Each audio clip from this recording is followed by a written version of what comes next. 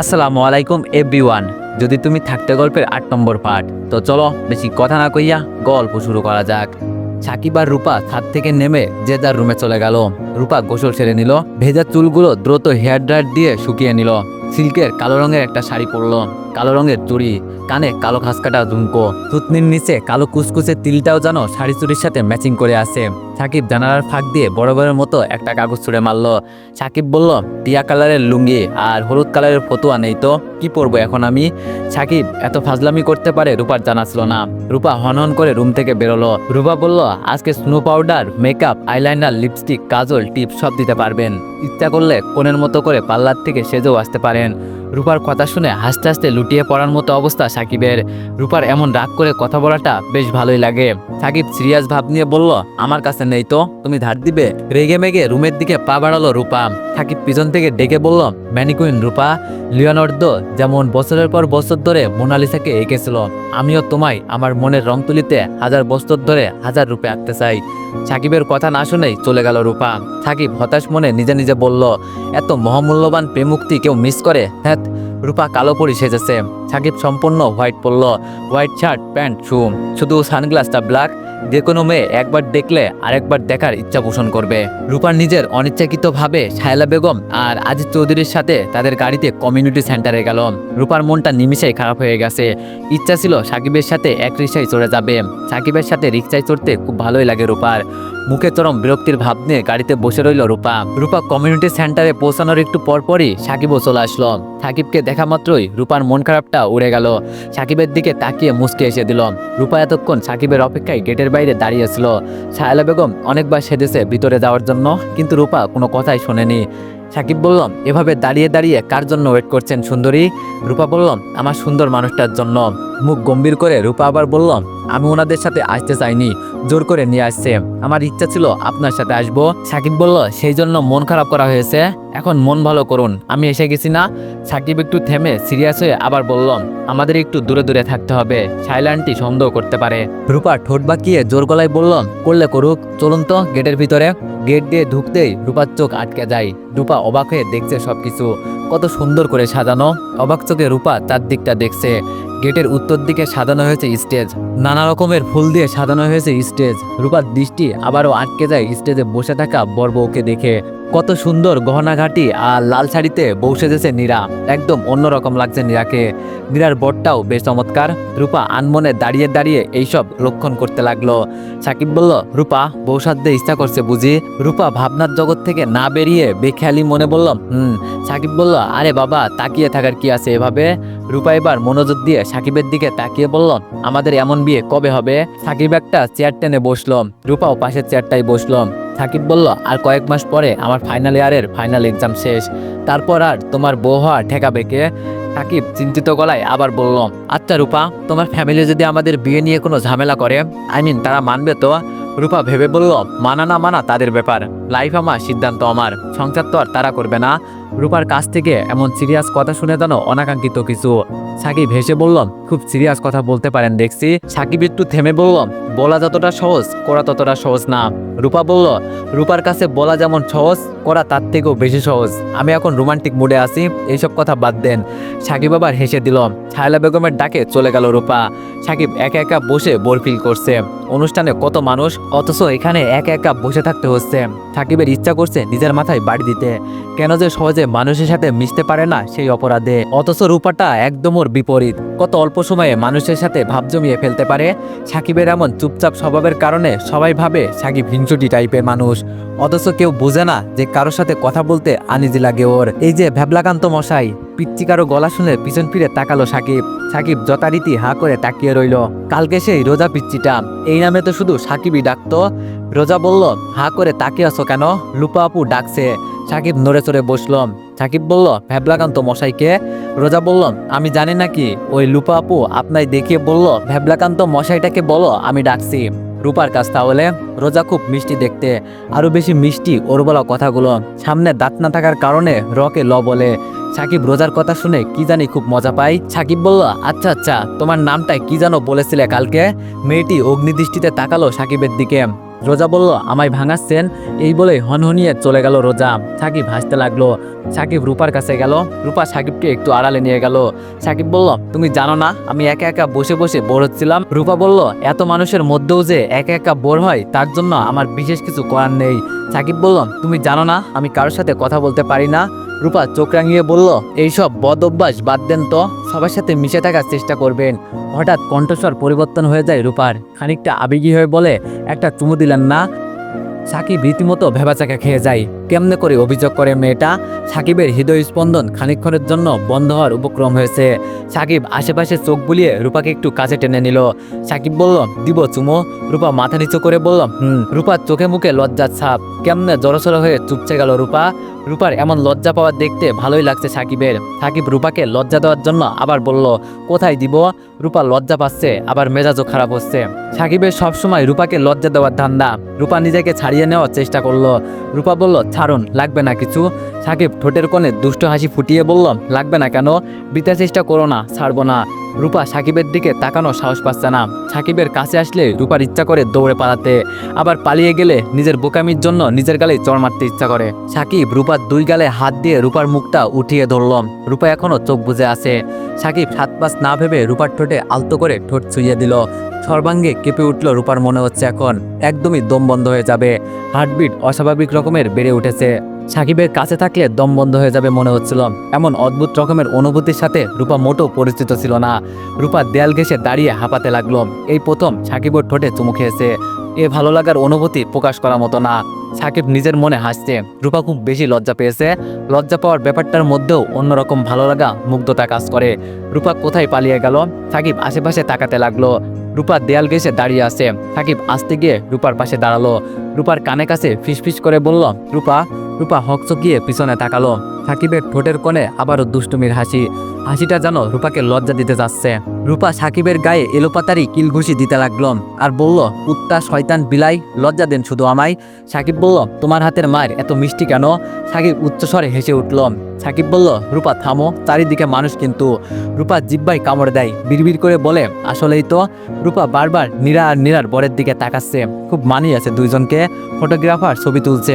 সবাই বর আর বউয়ের সাথে ছবি তুলছে। প্রত্যেকটা মেয়ে বোধহয় বিয়ের সাথে মিষ্টি লাগে। সাকিব আর রূপা বরবের দুই পাশে বসে অনেকগুলো ছবি তুলল। ছবি তোলার ব্যাপারে সাকিব ইন্টারেস্টলেস, কিন্তু রূপা খুব ইন্টারেস্টেড। রূপার ইচ্ছা করছিল সাকিবের হাত ধরে ছবি তুলতে, কিন্তু এত মানুষের ভিড় তা সম্ভব না। রূপা আবার বিয়ের আনন্দে মত্ত হয়ে গেল। সাকিব আগের মতো এক কোণে চেয়ারে বসে রইল। রূপার অনেক বেশি আনন্দ হচ্ছে। কিছুক্ষণ পর রূপা সাকিবকে খুঁজতে লাগলো। সাকিব চেয়ারে বসে আছে।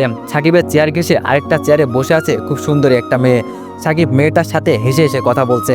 মেয়েটার ব্যাগ থেকে মোবাইল বের করে সাকিবের সাথে ছবি তুলছে। রূপা হতভম্ব হয়ে দাঁড়িয়ে রইল। সাকিব কি রূপার মতো এই মেয়েটাকেও ভালোবাসে? রূপার চোখ গড়িয়ে পানি পড়ছে। রূপা বুঝতে পারছে না কেন এমন হচ্ছে, আর বুঝতেও চাইল না সাকিব কেন অন্য মেয়ের সাথে কথা বলবে। রূপার মাথায় আগের মতো যন্ত্রণা হতে লাগলো। আগের মতো সবকিছু ভাঙচুর করতে ইচ্ছা করলো। সাকিব রূপাকে খেয়াল করেনি। রূপা দৌড়ে শায়লা বেগমের কাছে গেল। রূপার চোখগুলো অদ্ভুত রং ধারণ করেছে। অস্বাভাবিক লাগছে রূপাকে। রূপার অবুঝ ব্রেন এখন উত্তাল হয়ে গেল। শায়লা বেগম রূপাকে দেখে ঘাবড়ে গেল। রূপার এই রূপ শায়লা বেগম চিনে। রূপা যখন অস্বাভাবিক হয়ে যায় তখন এমন দেখায় রূপাকে। রূপা ফুফাতে ফুফাতে বলল, আমি বাসায় যাব, এক্ষুনি বাসায় যাব। শায়লা বেগম কথা না বাড়িয়ে রূপাকে নিয়ে বাসার উদ্দেশ্যে চলতে লাগলো। এত মানুষের ভিতরে যদি রূপা পাগলামি করে তাহলে মান সম্মানের প্রশ্ন। শায়লা বেগম বুঝতে পারল না রূপা কেন এমন আচরণ করছে। রূপা তো স্বাভাবিকই ছিল। বাসায় এসে ক্লান্ত মুখে সোফায় বসে রইল শায়লা বেগম। অনুষ্ঠান শেষ না হতেই চলে আসতে হলো। রূপার হঠাৎ হলোটা কি তাও বুঝতে পারছে না। প্রায় স্বাভাবিকই তো হয়েছিল রূপা, আবার কেন এমন করছে?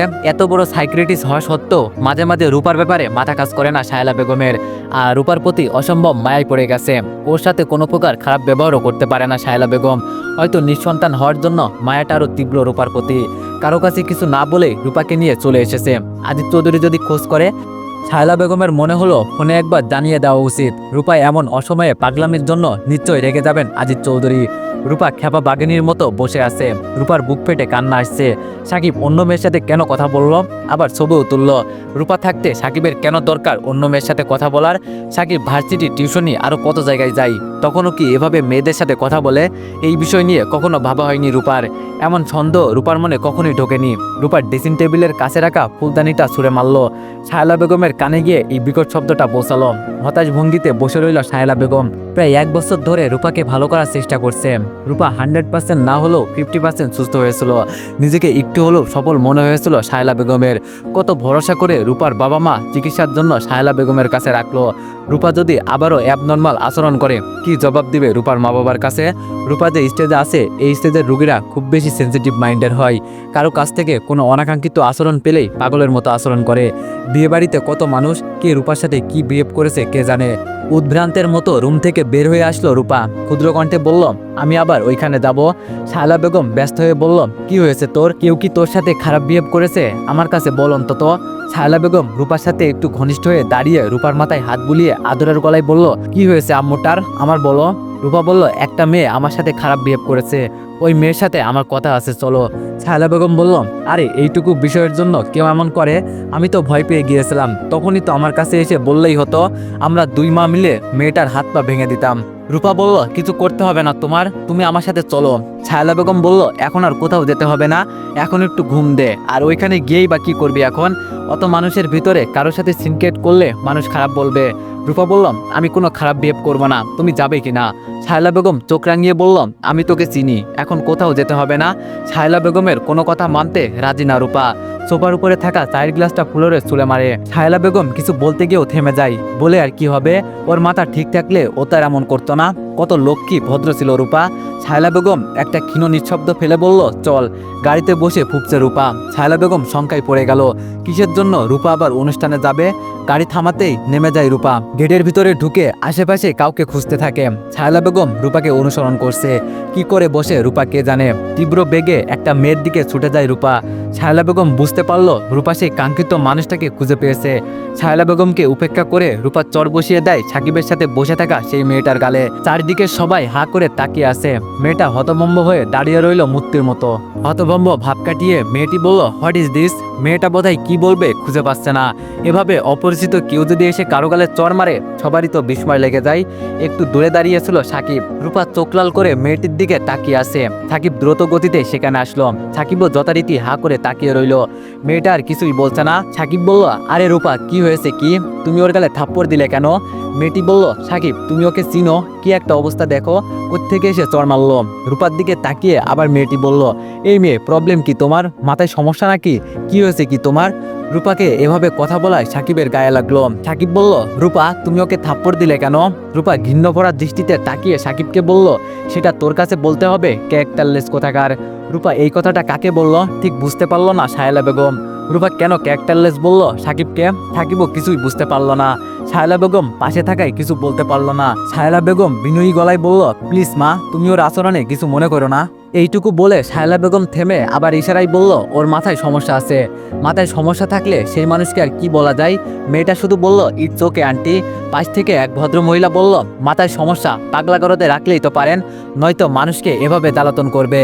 কথাটা শায়লা বেগমের মনে যতটা লাগলো তার চেয়ে বেশি লাগলো সাকিবের মনে। দৈর্যত রূপার তাই এর প্রতি উত্তরে কি আর বলা যায়। ভদ্র মহিলার দিকে তেড়ে গেল রূপা। শায়লা বেগম রূপার হাত ধরে ফেললো।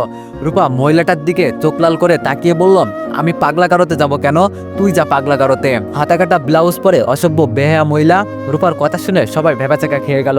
মহিলাটা চরম অপমান বোধ করছে। মহিলাটা কিছু বলতে গেল কড়া গলায়, কিন্তু শায়লা বেগম হাত ধরে টেনে রূপাকে নিয়ে গেল। আর এক মুহূর্ত দাঁড়িয়ে না থেকে রূপাকে জোর করে গাড়িতে বসালো। আদিত্য চৌধুরী এইসব কাণ্ড দেখেনি তো?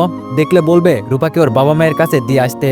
অন্যের মেয়ের জন্য নিজের মান সম্মান নষ্ট করতে কেউই চাইবে না। সারা পথে রূপাকে রাগালো শায়লা বেগম। রূপার এমন আচরণের জন্য শায়লা বেগম সত্যি লজ্জিত। মেয়েটা রূপাকে এমন কি বলল যার জন্য রূপা এভাবে রেগে আছে? শায়লা বেগম যত যাই কিছু জিজ্ঞেস করছে রূপা নির্বিকার, একটা কথাও বলছে না। একটু পর ফুপিয়ে ফুপিয়ে কেঁদে উঠল রূপা। অভিমানী গলায় বলল, সবাই আমায় পাগলাগারোতে দিয়ে আসতে বলে, আমায় পাগলাগারোতে দিয়ে আসো। রূপাকে পাগলাগারোতে দিয়ে আসাটা কতটা যুক্তিসঙ্গত? রূপার যদি মানসিক উন্নতি না হয় তবে ওকে এভাবে শায়লা বেগমের কাছে রেখেই কি লাভ? হঠাৎ রূপার এমন অ্যাবনর্মাল আচরণের কারণ খুঁজে পাচ্ছে না সাকিব। রূপা ওকে ক্যারেক্টারলেস বলল, কিন্তু কেন? আর হঠাৎ মেয়েটির গালে চড় দিল কেন? অনেকক্ষণ পর আসল বিষয়টা সাকিবের মাথায় আসলো। মেয়েটির সাথে কথা বলার কারণ কি রূপা ওকে ভুল বুঝাচ্ছে? কোনো মেয়ের সাথে কথা বলার কারণে কেউ এমন সিনক্রেট করে? রূপার অন্তত জিজ্ঞেস করা উচিত ছিল মেয়েটাকে। সেই কতক্ষণ ধরে রূপাকে খুঁজতেছিল সাকিব, কোথাও ছিল না। হঠাৎ একটা বিষয় মনে মনে পড়তেই সাকিব চিন্তায় পড়ে গেল। রূপা তো আর পাঁচটা মানুষের মতো স্বাভাবিক না। রূপার আচরণে স্বাভাবিক মানুষের চেয়ে কিছুটা ভিন্নতা রয়েছে। রূপা ছোটখাটো বিষয় নিয়ে অনেক বড় কাণ্ড ঘটাতে পারে। এমনকি রূপা কোনো কারণে কষ্ট পেলে নিজের শরীরে আঘাত করতেও বিন্দুমাত্র বিচলিত হয় না। সাকিবের চিন্তা ক্রমে ক্রমে গাঢ় হতে লাগলো। সত্যিকারের একটা চিন্তায় পড়ে গেল সাকিব। রূপা তো সাকিবের কথার কোনো যুক্তি শুনতে চায় না। রূপা যেমনই হোক, সাকিব তো রূপাকে ভালোবাসে, আর এই ভালোবাসা সব ধরনের সমস্যা উপেক্ষা করতে পারে। সাকিবের মাথায় এখন একটা চিন্তাই কাজ করছে, রূপা যেন ওর ক্ষতি না করে। যেভাবেই হোক রূপাকে বুঝিয়ে ঠিক করতে হবে। রূপা তো এমনই, ওর প্রতি রাগ করেই বা কি হবে। দিনটা ভালোই যাচ্ছিল সাকিবের, হঠাৎ ঝামেলা বেঁধে গেল। রূপার ঠোঁটে চুমু খাওয়ার মুহূর্তের কথা ভাবতেই শিউরে উঠতে সাকিব। কত সুন্দর মুহূর্ত নষ্ট হয়ে গেল কি এক আদায়ের কারণে। সব ভাবনা চিন্তার অবসান ঘটিয়ে বাসার উদ্দেশ্যে রওনা হলো সাকিব। রূপার জন্য মনটা বড্ড ছটফট করছে। বিছানার উপর আচ্ছা অবস্থায় বসে রইল রূপা। অশান্তি লাগছে রূপার। কখনো উঠে বসে, কখনো একটু হাঁটে, আবার বালিশে হেলান দিয়ে আচ্ছা অবস্থায় বসে থাকে। অস্থিরতা কাটিয়ে উঠতে পারছে না রূপা। রূপার মনে এখন ঠিক অস্থিরতা কাজ করছে না। রূপার মনে এখন কাজ করছে সাকিবের উপর ক্ষোভ। রূপা মনে মনে সাকিবের সাথে কথা না বলার দৃঢ় প্রতিজ্ঞা করছে। সাকিব কেন অন্য মেয়ের সাথে কথা বলতে গেল? সাকিবের সামনে বসে ওই মহিলা আর মেয়েটা অপমান করলো রূপাকে, অথচ সাকিব কোনো প্রতিবাদ করলো না। তীব্র অভিমান ছেয়ে যাচ্ছে রূপার মনে, চাপা কষ্ট কাজ করছে রূপার মনে। রূপা মনে মনে ভেবে নিল রুম থেকে কয়েকদিন বের হবে না, সাকিবের সামনেও পড়বে না। যত ইচ্ছা মেয়েদের সাথে কথা বলুক, রং ঢং করে কথা বলুক, বিভিন্ন যুক্তি দিয়ে মন থেকে কষ্ট দূর করাতে চেষ্টা করছে রূপা। অবাধ্য চোখ জোড়া বুঝে শুয়ে রইল, নিজেকে ঘুমে মগ্ন রাখার চেষ্টা করছে যথারীতি। সাকিব বাসায় এসে রূপার রুমটার দিকে তীব্র কৌতূহলী দৃষ্টিতে তাকাচ্ছে। চারিদিকে নীরব একটা পরিবেশ বিরাজ করছে। সাকিব হয়তো আশা করেছিল বাসায় এসে রূপা চেঁচামেচি শুনবে, কিন্তু সেরকম কিছুই হলো না। শায়লা বেগম রূপার রুমের পাশে একটা ইজি চেয়ারে খুব আয়েস করে বসে রইল। শায়লা বেগমের ভাবভঙ্গি খুব স্বাভাবিক। সাকিব আড়ালে দাঁড়িয়ে শায়লা বেগমের দৃষ্টি থেকে নিজেকে আড়াল করে রূপার রুমটার দিকে তাকিয়ে রইল। অনেকক্ষণ দাঁড়িয়ে রইল সাকিব, তেমন কোনো লাভ হলো না। রূপার কোনো খোঁজ নিতে পারলো না। সাকিব হতাশে রুমে চলে গেল। সাকিব এরকম পরিস্থিতির উপর যেন খুব বিরক্ত হচ্ছে। বিকালে রূপা ছাদে গেলে সবটা বুঝিয়ে বলবে, এছাড়া এখন আর কোনো উপায় নেই। সাকিব রুমে এসে গোসল ছেড়ে নিল। শরীরটা খুব ফ্রেশ লাগছে। গোসলের পর চা কফি খাওয়া সাকিবের অভ্যাস। দক্ষ হাতে চা তৈরি করে নিল দ্রুত। দীর্ঘদিন এভাবে ব্যাচেলার থাকতে থাকতে মেইলি সব কাজই মোটামুটি নিজের প্রয়োজনই শিখে নিয়েছে। সাকিব বিছানায় আচ্ছা অবস্থায় বসে চায়ের কাপে চুমুক দিচ্ছে আর বইয়ের পাতায় একটু একটু চোখ বোলাচ্ছে। সাকিবের চোখে ডাক্তারের দেওয়া সেই মোটা ফ্রেমের চশমাটা। বই পড়ার সময় ছাড়া চশমাটা চোখে দেয় না সাকিব। চশমা পড়তে তেমন ভালো লাগে না, আর চশমা পড়লে চেহারায় কেমন একটা হাবা হাবা ভাব চলে আসে। সাকিব নিজেকে বইয়ের পাতায় মগ্ন রাখতে চাইলে রাখতে পারছে না। বারবার রূপার কথা মনে পড়ছে। সাকিব চায়ের কাপটা বেড সাইডে রাখলো, বইটার চশমাটাও রেখে দিল। সাকিব চোখ বুজে আজকে পুরো দিনের সব ঘটনা আরেকবার ভেবে নিল। আজকের দিনটা সাকিবের কাছে অনেকটা স্পেশাল, কারণ রূপার ঠোঁটের প্রথম চুমু খেয়েছে। সম্পূর্ণ অন্যরকম ছিল অনুভূতিটা, কেমন তিক্ত একটা অনুভূতি। এমন অনুভূতি কখনো ভোলার নয়। এইসব ভাবতে ভাবতে ঘুমের রাজ্যে চলে যায় সাকিব। রূপা অনেকক্ষণ আগেই ঘুম থেকে উঠেছে। ঘুমে মানুষ সব মান অভিমান ভুলে থাকতে পারে। ঘুম কি একটা অদ্ভুত জিনিস। রূপা কিছুতেই রুম থেকে বের হতে চাচ্ছে না, নিজেকে ব্যস্ত রাখতে চাচ্ছে। তাই টেবিলের কাছে রাখা খাতার পেন্সিলটা হাতে নিল। রূপার কেন জানি হঠাৎ মনে হলো সে খুব ভালো ছবি আঁকতে পারে। রূপার সাথে মাঝে মাঝে অদ্ভুত কাণ্ড ঘটে। মাঝে মাঝে রূপার মনে হয় সে অনেক কিছু জানে। এটা কেন মনে হয় রূপা জানে না, আর জানতেও চায় না। এইসব নিয়ে ভাবতে গেলে রূপার মাথায় পেন হয়, অথচ শায়লা বেগম সবসময় রূপাকে এইসব নিয়ে ভাবতে বলে। মাঝে মাঝে এই কারণে শায়লা বেগমের প্রতি চরম বিরক্ত হয় রূপা। রূপা অবচেতন মনে ছবি আঁকতে চেষ্টা করলো। রূপার ধারণা মিথ্যা না, আসলে সুন্দর করে ছবি আঁকতে পারে রূপা। রূপা অবাক হয়ে যায়। এর আগেও কেন রূপার মনে হলো না যে এত সুন্দর করে ছবি আঁকতে পারে? যদি জানতো তাহলে সাকিবের একটা ছবি আঁকতো। এখন তো সাকিবের সাথে রূপার রাগ, তাই সাকিবের ছবি আঁকার কথা মাথায় আনছে না রূপা। ঘুম থেকে উঠে সাকিব দেখে প্রায় সন্ধ্যা হয়ে গেছে। সাকিব তড়িঘড়ি করে ছাদে যায়। ছাদে নেই রূপা। রূপা হয়তো আরো আগে এসে সাকিবের জন্য অপেক্ষা করে চলে গেছে। সাকিবের নিজের উপর মেজাজ খারাপ হচ্ছে। অস্থির হয়ে ছাদে পায়তারা করতে লাগলো। হঠাৎ সাকিবের মনে হলো এখন আর অপেক্ষা করে লাভ নেই। তাই সাকিব যেভাবে হোক রূপার রুমে যাওয়ার জন্য সিদ্ধান্ত নেয়। রুমে যাওয়া সম্ভব না হলেও জানালা দিয়ে উকি তো দেওয়া যাবে। রূপার রুমের জানালার ভেতর থেকে আটকে দেওয়া। রূপা কি রাগ করে সাকিবের কাছ থেকে নিজেকে আড়াল করে রাখছে? ক্লিয়ারলি বিষয়টা বুঝতে পারছে না সাকিব। এত টাইম রূপা তো কখনো সাকিবের চোখে আড়াল থাকে না। আর রূপা যদি সাকিবের খোঁজ নেওয়ার চেষ্টা না করতো তাহলে সাকিবকে ছাদে না দেখে অবশ্যই সাকিবের রুমে যেত। তার মানে রূপা রাগ করে আছে।